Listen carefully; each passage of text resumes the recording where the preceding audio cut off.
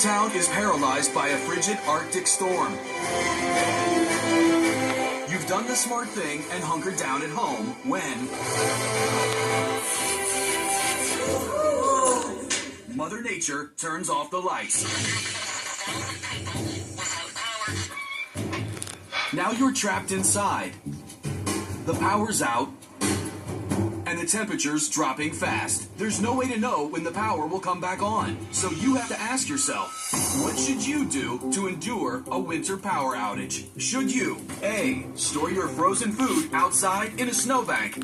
B. Hunker down in one room to conserve heat?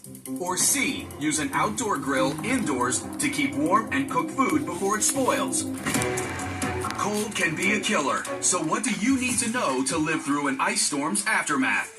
You know, what happens in an ice storm is it's actually warm higher up in the atmosphere. Snow falls and it melts. It turns into rain. That rain will come down, and as long as your surface temperature is above freezing, you're okay. But once it drops below freezing, that rain actually freezes on contact on branches and power lines. There it is. The entire state, well, at least in our area, is pretty much coated in ice. The wires, the lines, the branches break down and take out power lines. Ice becomes incredibly heavy. Even a few inches weighs several hundred pounds when stretched out over the length of an electrical cord and can easily knock out power grids for days or weeks on end.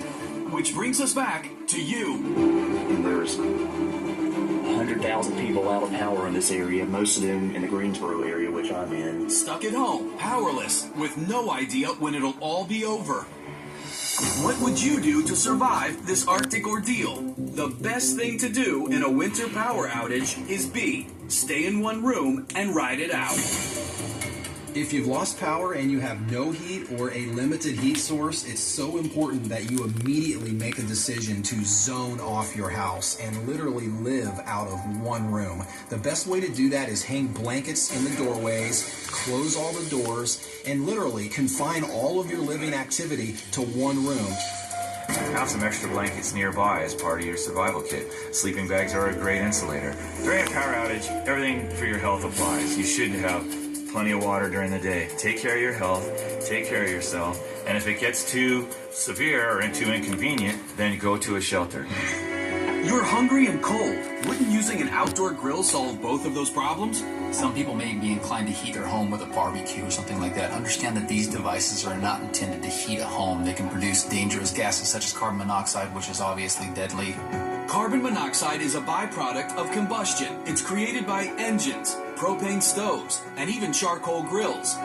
Every year, around 480 people are killed due to carbon monoxide, and over 15,000 people are injured. As for storing food in a snowbank, your fridge is still the best place for it. Most power outages are pretty short in duration. If you have a good refrigerator, it should hold the food cold for up to 4 hours. And if your freezer is full, that could stay frozen for up to 2 days. In times like this, having an emergency kit can make all the difference. We always talk about having an emergency kit prepared. Pull it out. Certainly you should have some kind of a battery-powered radio so that you can get local news and information. This is when, like we always say, it's time to be prepared. If an ice storm knocks your power out, stay indoors, preferably in one room away from windows that lose heat. Don't bring propane or coal grills indoors, and don't try and store frozen food outside in the snow. Keep it in the fridge. And no matter what, never touch a frozen or downed power line, because braving the cold is hazard enough.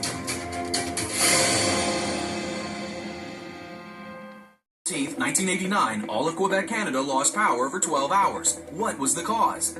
3 days earlier, a powerful solar flare erupted from the sun at 1,000,000 miles an hour. When the solar storm struck the Earth, it overloaded the power grid in Quebec and created northern lights that could be seen as far south as Florida.